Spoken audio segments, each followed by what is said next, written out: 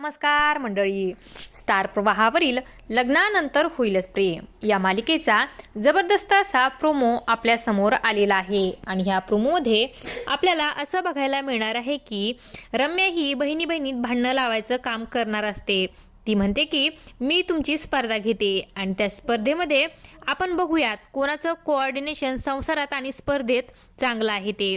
आणि पार्थ काव्या आणि जीवानंदिनी यांच्या पायाला बांधते आणि त्यांच्यात स्पर्धा सुरू होते आणि ती काव्याच्या वाटेमध्ये काचेचे तुकडे टाकते आणि ते काचेचे तुकडे हे काव्याच्या पायात घुसतात आणि ती पडायला येते आणि जोरात ओरडते.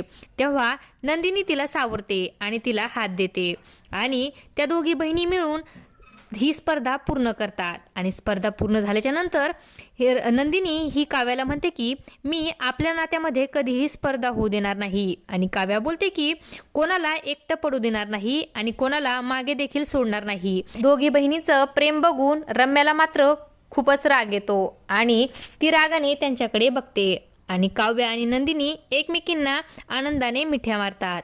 असं काही या प्रोमोमध्ये आपल्याला बघायला मिळणार आहे.